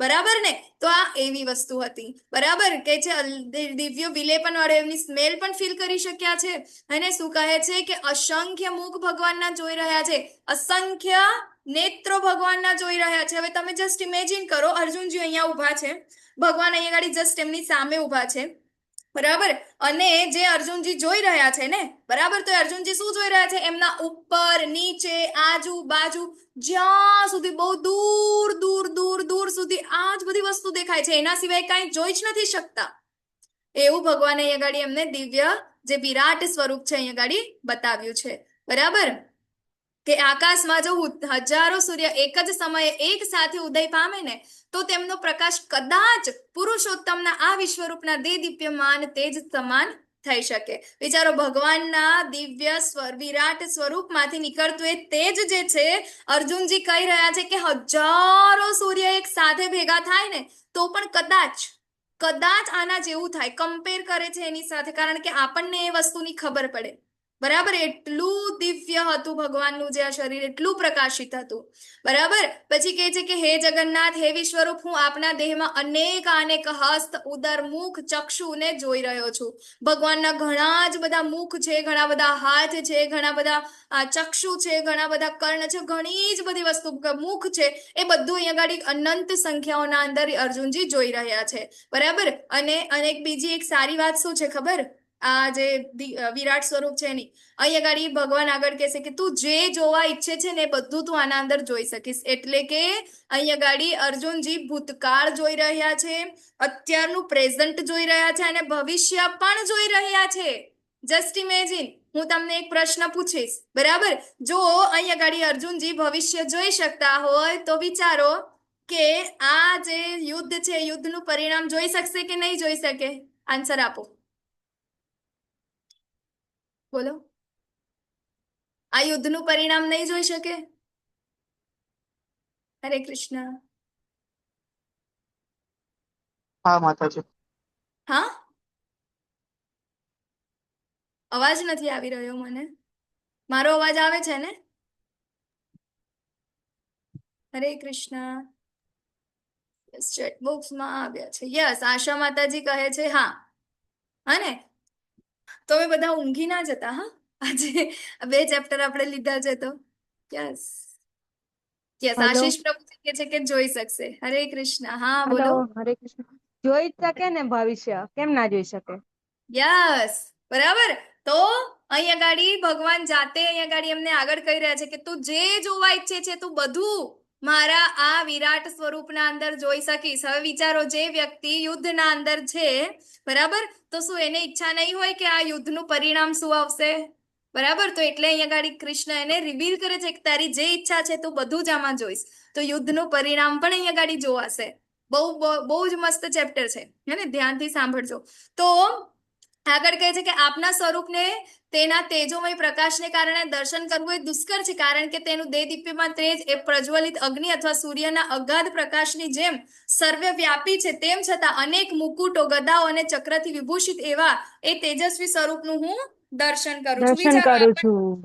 હા, આપણને ખાલી એક સૂર્યની સામે, હે ને, એવું હોય કોઈકને કે ભાઈ ના આ બધી વસ્તુ તો હું જોઈ શકું, તો કઈ વાંધો નહીં. ખાલી બપોરે 12 વાગ્યાનો એક સૂરજનો હોય ને, બરાબર, તો એ વખતે ખાલી સૂર્યની સામે આમ એકીટસે જોઈ રહેજો તો ખબર પડશે કે સૂર્યનો પ્રકાશ કેટલો છે.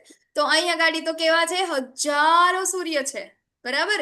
તો આવા જે છે એ કેવું છે? અશક્ય છે, પરંતુ તેના આ સ્વરૂપનું હું દર્શન કરી રહ્યો છું, હે ને? તો એ બહુ ભાગ્યશાળી છે. અને આપણે પણ છે, કારણ કે આજે આપણે પણ ભગવાનનું આવું દર્શન આપણે કર્યું. ભગવાનનું અવસાન જોઈએ છીએ. તો આપ જ પરમ આદ્ય જ્ઞેય વસ્તુ છો, આપ જ સમગ્ર બ્રહ્માંડના પરમ આધાર આશ્રય છો, આપ જ અવ્યય તથા પરમ પુરાણ પુરુષ છો, આપ જ સનાતન ધર્મના પાલક પુરુષોત્તમ પરમેશ્વર છો. આ જ મારો મત છે. આપણને 10મા ચેપ્ટરમાં પણ અર્જુનજીએ કીધું આ, હે ને? ભગવાન સામે આ સ્તુતિઓ કરી અને હવે ફરીથી કરે છે. બરાબર, કે આ મારો મત છે કે ભાઈ આપ જ પૂર્ણ પુરુષોત્તમ પરમેશ્વર છો, બધાના સ્રષ્ટા પણ તમે છો, હે ને? હવે બીજું શું? બીજા કોણ કોણ આના દર્શન કરી રહ્યા છે? તો શિવજીના જેટલા પણ આવિર્ભાવો છે, આદિત્ય, વસુ, સાધ્ય, વિશ્વદેવો, અશ્વિની કુમારો, મરુદગણ, પિતૃગણ, ગંધર્વ, યક્ષ, અસુર, સિદ્ધદેવ, એ બધા જ આપનું દર્શન વિસ્મયપૂર્વક કરી રહ્યા છે. આપણે 33 કોટી ગણીએ કે 33 કરોડ ગણીએ, જેટલા પણ દેવી દેવતા છે એ બધા પણ અહીંયા ગાડી શું કરી રહ્યા છે? ભગવાનનું દર્શન કરી રહ્યા છે. તો હે સર્વવ્યાપી વિષ્ણુ, આકાશને સ્પર્શતા અનેક તેજસ્વી રંગથી શોભતા આપને, આપના વિસ્ફારિત મુખો અને આપના અત્યંત જ્યોતિર્મય નેત્રોને જોતા જ મારું ચિત્ત ભયથી વ્યાકુળ થયું છે. આથી હું મારા ચિત્તને ધૈર્ય કે શાંતિને હવે જાળવી શકું તેમ નથી. બરાબર, પહેલા કહી તો દીધું કે મને દર્શન કરાવો, હે ને? પરંતુ હવે શું થાય છે? જ્યાં જોવે છે ત્યાં આજુબાજુ ઉપર નીચે ભગવાનના અસંખ્ય મુખ દેખાય છે, બરાબર. અને આગળનું જે ભવિષ્ય છે આગળના અંદર શ્લોકના અંદર રિવીલ કરશે. હવે અર્જુનજી થાક્યા, બરાબર, કે હવે મને આનાથી ડર લાગે છે. કેમ? કારણ કે અત્યાર સુધી તો એમને પ્રેમાળ જે કૃષ્ણ હતા એમને જોયા હતા, હે ને, અને હવે તો અહીંયા આગળ વિશાળ સ્વરૂપના અંદર એ જોઈ રહ્યા છે, બરાબર. શું કહે છે કે ધૃતરાષ્ટ્રના બધા પુત્રો પોતાના સર્વ સહાયક રાજાઓ સહિત તથા ભીષ્મ, દ્રોણ, કર્ણ તેમજ અમારા મુખ્ય યોદ્ધાઓ પણ આપના વિકરાળ મુખોથી પ્રવેશ કરી રહ્યા છે. જુઓ અહીંયા ગાડી આપણને જોવાય ભગવાનના મુખમાંથી કેટલી બધી જ્વાળાઓ નીકળી રહી છે, હે ને. અને એ જ્વાળાઓના અંદર આ બધા જ ખાલી આ સામેના પક્ષના નહીં, ખાલી દુર્યોધનના પક્ષના નહીં, પરંતુ અમારા પક્ષના જે મુખ્ય યોદ્ધાઓ છે એ પણ તમારા મુખના અંદર શું થઈ રહ્યા છે? જઈ રહ્યા છે, અને એમાંથી કેટલાકના મસ્તકો તો હું આપના દાંતોની વચ્ચે ચૂર્ણ થયેલા જોઈ રહ્યો છું, બે દાંતની વચ્ચે. જુઓ, અને જેટલા બી છે આ બધા જ ભગવાનના એક મુખના અંદર જઈ રહ્યા છે, હે, એ બધી વસ્તુ અહીંયા ગાડી જોઈ રહ્યા છે અર્જુન. કેવી રીતે? તો જેવી રીતે ઘણી બધી નદીઓ છે, નદીઓ કેવા એક વિશાળ જે દરિયો છે એ દરિયાના અંદર સમાહિત થાય છે ને, તો એવી જ રીતે આ બધા વ્યક્તિઓને હું તમારા આ દરિયા સમાન જે આ મુખ છે એના અંદર જતા જોઈ રહ્યો છું. જો જેવી રીતે ફુદ્દા પોતાના વિનાશ માટે જ સળગતા અગ્નિમાં કૂદી પડે છે, તેમ હું બધા લોકોને પૂરા વેગથી આપના મુખમાં પ્રવેશ કરતા જોઈ રહ્યો છું. ફુદ્દાનું ઉદાહરણ આપણે પેલા દિવસે પણ લીધું હતું, બરાબર. શું લીધું હતું? કે ફુદ્દાને શું અગ્નિ વધારે ગમે એટલે ત્યાં એનાથી અટ્રેક્ટ થઈને ત્યાં જ એ લોકો અગ્નિ દ્વારા જ એમનું મૃત્યુ થાય, બરાબર. તો આટલા બધા જે આ લોકો છે, બરાબર, એ જાણી જોઈને તમારા મુખમાં પ્રવેશમાં આવી રહ્યા છે, બરાબર. કારણ કે આગળ કૃષ્ણ ગયા હતા ને શાંતિદૂત બનીને, હે ને. તો આ જેવી રીતે ફુદ્દા પોતાને આ મોતને નોતરે છે ત્યાં જવા માટે, એવી જ રીતે આ બધા લોકો પૂરા વેગથી આપના મુખમાં પ્રવેશ કરતા હું જોઈ રહ્યો છું. હે દેવાધિદેવ, આવા ઉગ્ર રૂપધારી આપ કોણ છો તે મને કૃપા કરીને કહો. હવે અર્જુનજી કહે છે, પ્રાર્થના કરે છે, હે પ્રભુ, અત્યાર પહેલા આજ પહેલા મેં તમારું આવું વિરાટ સ્વરૂપ જોયું ન હતું, બરાબર. ભગવાન માનતા હતા, હે ને, એવું કીધું પણ છે અર્જુનજી કે આ મારો મત છે, પરંતુ હવે આજે જોઈ અને શું કહે છે કે આપ મને કૃપા કરીને કહો કોણ છો આપ. આપણે કહીએ ને, બરાબર, એવું પૂછતા નથી કે ભાઈ તમે કોણ છો, એવું નથી પૂછતા, પરંતુ આપણે કોઈને કહીને આશ્ચર્યચકિત થઈને કોણ આપ છો, કોણ ભાઈ તમે, હે ને. કોઈ આપણે બહુ સારી કોઈકની વસ્તુ આપણે જાણી હોય, બરાબર, એની ક્વોલિટીઝ બહુ સારી જાણી હોય અને આપણે એને પૂછીએ આમ શું કહે આશ્ચર્યથી, છો કોણ આપ, હે ને. તો એવી રીતે અહીંયા ગાડી અર્જુનજી કહી રહ્યા છે કે આપ છો કોણ, કૃપા કરીને મને કહો. આપને નમસ્કાર કરું છું, કૃપા કરી આપ મારી ઉપર પ્રસન્ન થાઓ. આપ આદ્ય ભગવાન છો, હું આપના વિશે જાણવા ઈચ્છું છું, કારણ કે હું આપની આ લીલા પ્રવૃત્તિની બાબતથી અજાણ છું. અજાણ છું. ખાલી એક દ્વિભુજ સ્વરૂપ સુંદર મુરલી મનોહર જ જોયું હતું, હે ને. અને હવે કે છે કે આ બધું જોયું, હવે આપ કોણ છો મારે એ જાણવું છે. કેમ? બરાબર, કારણ કે પૂર્ણ પુરુષોત્તમ પરમેશ્વર બોલ્યા આગળ કે હું સર્વ વિશ્વનો મહાવિનાશી કાળ કરનારો કાળ છું અને હું અહીં બધા માણસોનો નાશ કરવા માટે આવ્યો છું. તમારા એટલે કે પાંડવો સિવાય બંને પક્ષના તમામ યોદ્ધાઓનો વિનાશ પામશે.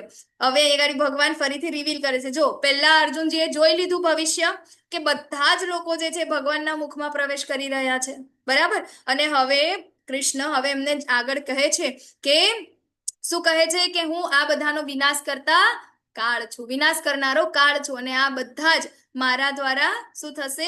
એ બધા વિનાશ પામશે, બરાબર. ભવિષ્ય ઓલરેડી જે યુદ્ધનું પરિણામ છે ભગવાને રિવીલ કરી દીધું અહીંયા, હે ને. તો તમને બધાને પ્રશ્ન થવો જોઈએ તો પછી હવે આગળના ચેપ્ટર શા માટે આવશે ભાઈ? યુદ્ધ તો અહીંયા પૂરું થઈ ગયું, હે ને. વિચારજો તમે, હે ને. તો હવે અહીંયા આગળ કૃષ્ણ કહે છે કે આ બધું હું શા માટે કરી રહ્યો છું, શા માટે તને યુદ્ધ કરવા માટે કહી રહ્યો છું. હવે આનું રિઝલ્ટ છે તો ડિસાઇડેડ જ છે, ભગવાનને ખબર જ છે, હે ને.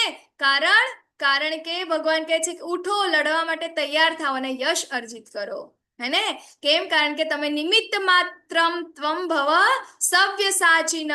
શું કહે છે કે શત્રુને જીત્યું અને જીતીને સંપન્ન રાજ્યનો ભોગ કરો. આ બધા મારા દ્વારા પહેલા જ મરી ચૂક્યા છે, અને હે સવ્ય સાચી, તમે તો યુદ્ધમાં કેવળ નિમિત્ત માત્ર હોઈ શકો છો. તો અહીંયા ગાડી આપણે પણ શું કરવાનું છે? જસ્ટ નિમિત્ત માત્ર બનવાનું છે અને નિમિત્ત માત્ર બની અને યશસ્વી થવાનું છે, બરાબર. તો ભગવાન શું કરે છે? ભગવાનનું કામ નથી આમ ચુટકી વગાડીને આ જેટલું બી છે મહાભારતનું જે આ બધું આમ કરી દે, આમ ચુટકી વગાડવાની જરૂર નહીં પડે ભગવાને. ખાલી એક પાપણ આમ ઉપર કે નીચે કરે ને એમાં બધું થઈ જાય. કારણ કે ભગવાને કીધું આપણને કે આ બધી જ વસ્તુઓનો સ્ત્રોત કોણ છે? હું જ છું. તો શું આ નહીં કરી શકે? ચલો બીજું વિચારો. કૃષ્ણ કહે છે કે એના અંદર મન પણ હું જ છું, એના હૃદયના અંદર પરમાત્મા પણ હું જ છું. તો શું સામેવાળા જે દુશ્મનો છે એના અંદર બેસીને ભગવાન એનું માઇન્ડ ચેન્જ નહીં કરી દે, એને સારા ના બનાવી શકે? હા, કરી શકે ને. ભગવાન બધી જ રીતે કંઈ પણ કરી શકે. પરંતુ આટલી બધી કથા શા માટે કરે છે કૃષ્ણ અહીંયા ગાડી? કારણ કે એમના ભક્ત માટે. બરાબર, એને સૌથી પ્રિય છે. અને એ ગાડી ભક્ત કોણ છે? અર્જુનજી એમના ભક્ત છે, પાંડવો એમના ભક્ત છે. તો એને શું કરે છે? પોતાના ભક્તને યશ અપાવવા માટે, પોતાના ભક્તોનું નામ કરવા માટે, પોતાના ભક્તોને સક્સેસફુલ બનાવવા માટે કૃષ્ણ એમની હેલ્પ કરે છે. બરાબર. અને શું કહે છે કે તારે તો આના અંદર માત્ર નિમિત્ત માત્ર બનવાનું છે, બીજું બધું જ કૃષ્ણ દ્વારા ડિસાઇડેડ છે. તો આપણું પણ જીવન આવું જ છે, હે ને? તો અહીંયા આપણે જે કાંઈ પણ કરીએ છીએ બધું જ ડિસાઇડેડ છે. કંઈ પણ એવું નથી કે આપણે કરી રહ્યા છે, આપણે જસ્ટ નિમિત્ત માત્ર છે. આપણે જે કોઈ પણ જગ્યાએ હોય, અને કોઈ પણ ટ્રેડમાં હોય, કોઈ પણ પરિસ્થિતિમાં હોય, આપણને કોઈ પણ કામ મળ્યું હોય, કોઈ પણ સેવા મળી હોય, એ બધાના અંદર આપણે જસ્ટ નિમિત્ત માત્ર છે. આપણે એના અંદર કંઈ જ કરી રહ્યા નથી. બરાબર. એનું જે ઉદ્ગમ હતું એ પણ કૃષ્ણએ નક્કી કર્યું છે, એનું જે અંત છે એ પણ કૃષ્ણ નક્કી કરશે. બરાબર, એમને કરેલું જ છે. શું થવાનું છે એ ફાઇનલ છે. બરાબર, આપણે તો જસ્ટ શું કરવાનું છે? નિમિત્ત માત્ર બનવાનું છે. બરાબર. અને નિમિત્ત માત્ર બની અને શું કરવાનું છે? યશ પ્રાપ્ત કરવાનું છે. ભગવાન કેટલા કૃપાળુ છે. વિચારો, તમે મહેનત કરો, બરાબર, જે કામ કરવા માટે તમે મહેનત કરો અને તમારા મહેનતનું ફળ તમે બીજા કોઈને આપી દો. બની શકે આવું, આપણે આવું કરીએ, પરંતુ કૃષ્ણ અહીંયા ગાડી કરી રહ્યા છે, હે ને? બધી જ વસ્તુ, યુદ્ધ જે છે એ આખું જીતાડવાનું કામ કોણ કરે છે? કૃષ્ણ કરે છે. બધાને મારવાનું કામ કૃષ્ણ કરે છે, પરંતુ યશ કોને આપે છે? પાંડવોને આપે છે, કે પાંડવો દ્વારા આ યુદ્ધ જીતાયું, હે ને? તો એવી જ રીતે ભગવાન જે છે એમના ભક્ત સાથે આવો જ સંબંધ રાખે છે. આપણને એવું થાય કે આપણે જોયું ને કે મારો અને ભગવાનનો સંબંધ તો ખાલી સેવા કરવાનો છે, દેટ મીન્સ કે એક મારા સ્વામી છે અને હું એમનો સેવક છું, હે ને? આપણે પોતાની જાતને નીચા ગણી શકીએ. બટ સી, કૃષ્ણ અહીંયા ગાડી પોતાના ભક્તને પોતાનીથી પણ મહાન બતાવે છે, હે ને? એ જ તો ખૂબી છે, હે ને, ભગવાનની સેવા કરવાની. તો અહીંયા ગાડી કહે છે કે તારે તો માત્ર નિમિત્ત બનવાનું છે. અર્જુને કહ્યું, હે ઋષિકેશ, આપના નામના શ્રવણથી જગત હર્ષ પામે છે અને એ રીતે બધા લોકો આપના પ્રતિ અનુરક્ત થાય છે. જો કે સિદ્ધ પુરુષ આપને સાદર નમસ્કાર કરી રહ્યા છે, પરંતુ અસુરગણ ભયભીત છે અને તેઓ ચારે તરફ ભાગી રહ્યા છે, એ યોગ્ય જ થયું છે. બરાબર. તો આવા વિરાટ સ્વરૂપને જોઈ અને ઘણા બધા લોકો ભયભીત થઈને ભાગી રહ્યા છે. કેમ? કારણ કે એ લોકો અસુરો છે, હે ને? તો અસુરો એ ભગવાનને ભગવાન માનતા નથી. આપણી આજુબાજુ પણ ઘણા બધા અસુરો રહે છે. પેલા દિવસ જોયા ને, 4 કેટેગરી વાળા, એ અસુરગણમાં જ આવે. બરાબર. તો એ લોકો જ્યારે આવી રીતે થશે ને ત્યારે એમને પણ ડર લાગશે, હે ને? મૃત્યુ પછી એમને ડરવાનું જ છે, પરંતુ જે ભક્ત હશે એને તો મૃત્યુથી પણ ડર નહીં લાગે, હે ને? તો એને આ વસ્તુ કેવું છે? યોગ્ય છે, એવું કૃષ્ણ અહીંયા અર્જુનજી કહી રહ્યા છે. પછી આગળ કહે છે અર્જુન કે આપ વાયુ છો. હવે ભગવાનની સ્તુતિ કરી રહ્યા છે અર્જુનજી એકચ્યુઅલમાં, હે ને? કે આપ વાયુ છો, સર્વોપરી નિયંતા પણ છો, અગ્નિ છો, જળ છો, ચંદ્ર છો, આ પ્રથમ જીવાત્મા બ્રહ્મા છો, પ્રપિતામહ છો. તેથી 1000 વાર નમસ્કાર છે અને મારા વારંવાર નમસ્કાર છે. સ્તુતિ કરી રહ્યા છો, બરાબર, કે હું તમને નમસ્કાર કરું છું, 1000 વાર નહીં, વારંવાર નમસ્કાર કરું છું. બરાબર. તો આપને મારા મિત્ર તરીકે માનીને હવે અહીંયા ગાડી અર્જુનજી માફી માંગે છે. કેમ માફી માંગે છે?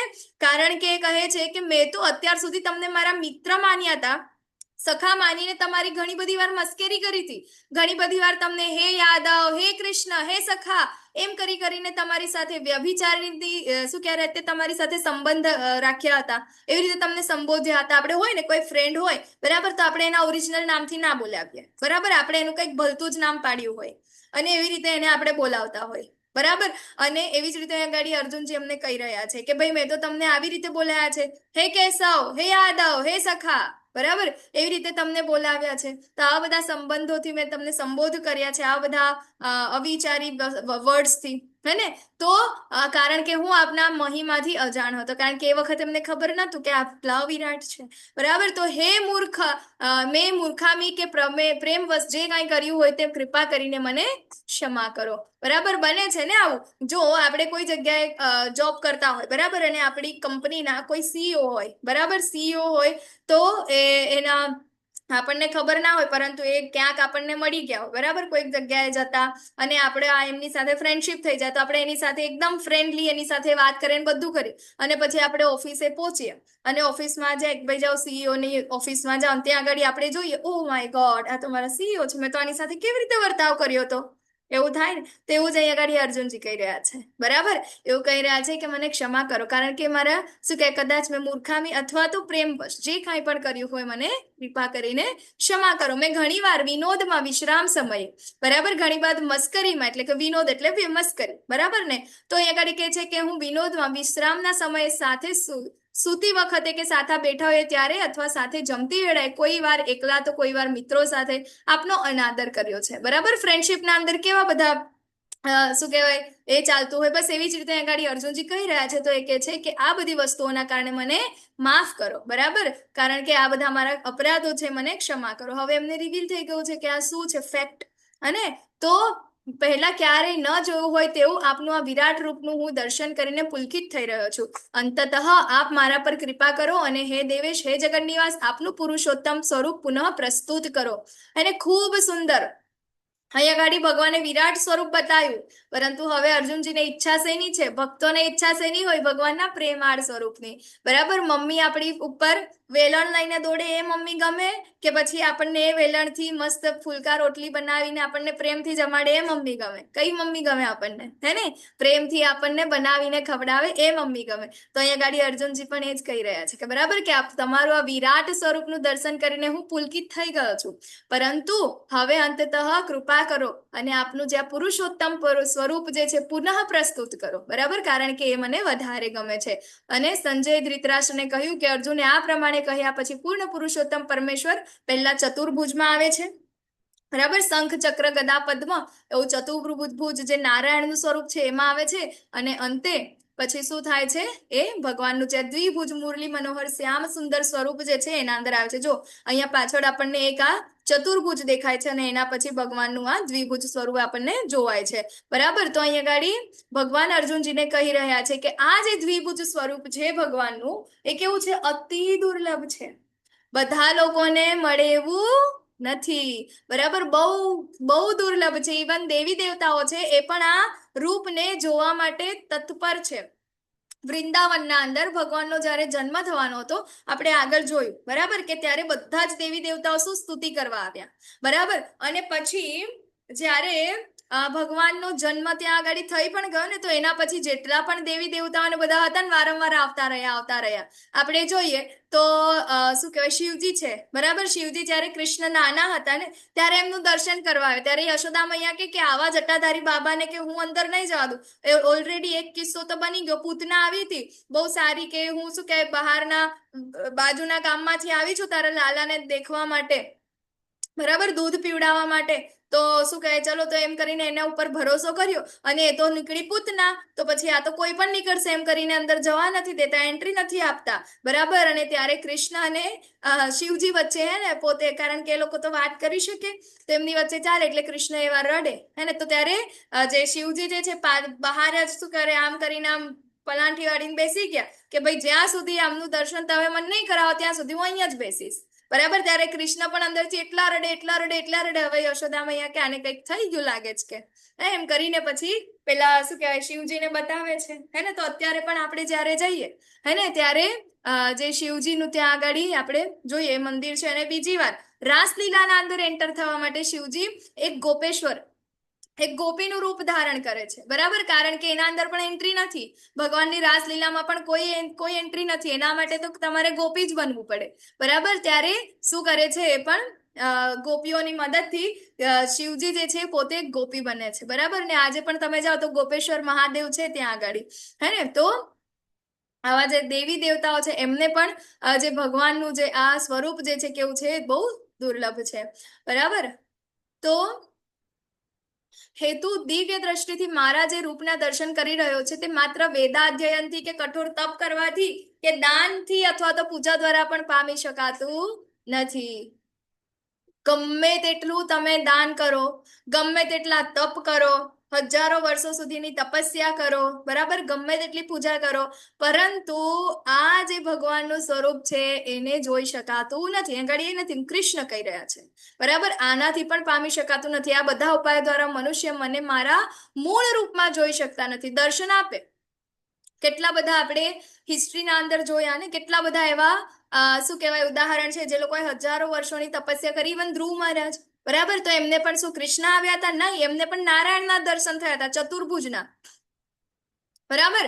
તો આ એક હજારો વર્ષોની તપસ્યા કરો કે કંઈ પણ કરો, પરંતુ ભગવાનનું દ્વિભુજ સ્વરૂપનું જે આ સુંદર દર્શન છે એ અવેલેબલ નથી, બરાબર. તો એ કોને અવેલેબલ છે? તો ભગવાન કહે છે કે હે અર્જુન, માત્ર અનન્ય ભક્તિ દ્વારા જ મને મારા મૂળ રૂપમાં જાણી શકાય છે.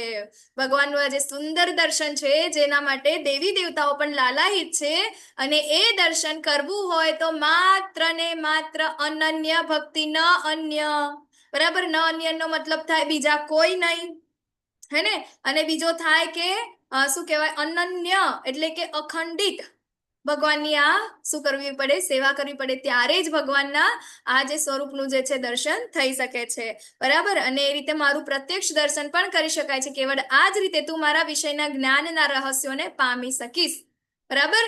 તો શું થાય કે છે ઘડી ભગવાન કે મને પ્રાપ્ત કરવો હોય તો માત્ર ને માત્ર અનન્ય ભક્તિ દ્વારા જ, બાકી કોઈ જ રસ્તો નથી, બરાબર. તો હે પ્રિય અર્જુન, સકામ કર્મ તથા માનસિક તર્ક વિતર્કના સંસર્ગ દોષથી રહિત થઈને જે મારી શુદ્ધ ભક્તિમાં પરાયણ રહે છે, જે મારે માટે જ કર્મ કરે છે, જે મને જ જીવનનું પરમ ધ્યેય માને છે, અને જે જીવ માત્ર પ્રતિ મૈત્રી ભાવ રાખે છે, તે નક્કી મને પામે છે.